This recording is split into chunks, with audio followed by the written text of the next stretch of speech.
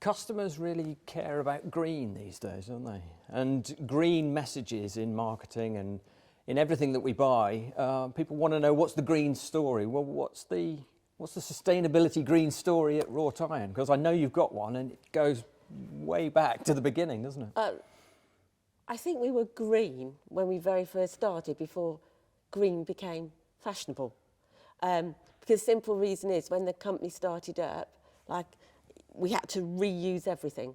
That every box had to be bought back and used until Waste it not, died. want not. Absolutely. Oh my gosh. About net zero yes. waste, in fact. Yeah. Speak to my husband. He's like, oh, you don't waste that. That was that. And we actually use the beds are held in the box by using pipe cladding. So they call them donuts. So they can be reused and reused and reused until they die. Then they're shredded up to use as packing when the tables go out that need smaller, looser packing. Yep. So everything... Nothing goes to waste. Oh, absolutely nothing. No, I mean, bubble wrap is used within an inch of its life. And it's good business practice, isn't it? I mean, apart from anything. I mean, aside of all the messages that it sends to your customers about your efficiency and productivity, it's just very good bottom line business practice to not waste anything. And I grew up with a grandmother who said exactly as you used to say to me, waste not, want not. Yeah. You use everything. You never throw anything away. Yeah. And you use it until it can't be used anymore. Yeah. And and that's the ethos within the workshop, and that is what we do. And do you remember when customers started saying things like, what's your carbon footprint? I mean, these are sort of modern approaches, science-based targets and things like that for business. I mean, you know, these are fairly recent additions to the challenges of being in business, especially to being a manufacturer who has, as you will well know, far more sustainability challenges than pretty much any other sector. You've got raw material input, you've got carbon footprint of third-party businesses that you're related to, you've got massive energy use, you've got the human resource challenge as well, finding skilled, appropriate people to work in manufacturing. How do you see this now? How do you frame that, you know, so that people can have peace of mind about buying your bed? It's the people ask about the journey. It's the journey of the bed. So the iron is sourced within the British Isles. Majority of our iron does come from South Wales. So that comes across the country.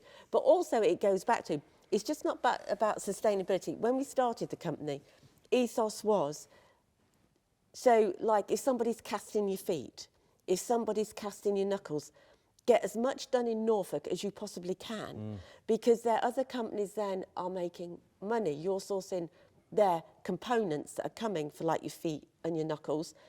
And then I always used to say, when they've had a good year, at the end of the year, they'll go, oh, let's buy a bed.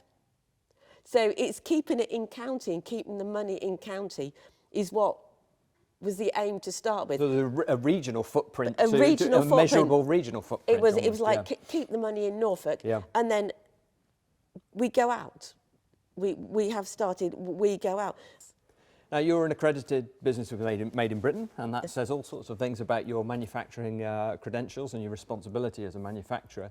But the accreditations in the green space are vast, and they go on and on and on. I mean, what was your approach as a business to honing in on the accreditations in sustainability that really matter, and the ones that would really make a difference to how your customers perceive your product?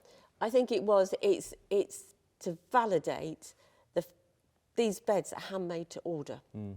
And when the whole green issue started coming up, we have a 4-year-old grandson. What is he going to inherit? You have to start looking at yourselves. And okay, it is a mountain probably we have to climb, but if every person and every company did what they can do, then that little becomes huge. We look at what we can source locally, we keep it in county, we keep it all within the country. It's just keeping your emissions, thinking about what you're doing all the time. Like our boxes come in, that is all recycled cardboard. And you look at what you can do. You look at every bit that you use and how you can use it. So everything is always used and reused again and again and again. And so we keep it down as much as we can. But as well as innovation, it's looking at more efficient oven, more efficient welding equipment. We are carbon neutral at this point in time. Hopefully, the end of this year, we will be selling back to the grid. What does that mean for the customers that buy your products? How will they understand that's you playing your part in reducing carbon emissions? Well, hopefully it will be out there, and I have a very talented son that does our social media that will tell our customers what we do. But like I said, it is very important to us that everybody does their bit, and I think it's becoming more and more on people's radar of what they buy, where it comes from.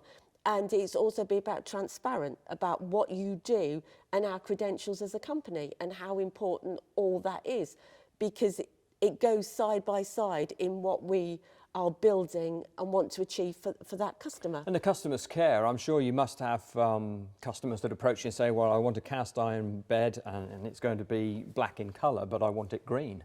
That's right. That's absolutely it. You know, what is your footprint? And you can say, you can break it down to the customer, is what we do, but also it's not just what we do now, it's what we're going to do.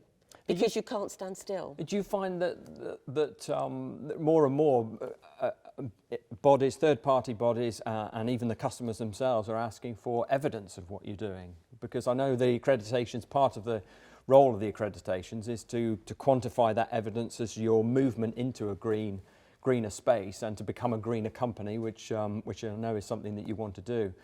Does evidence really matter in this sustainability world? Yes.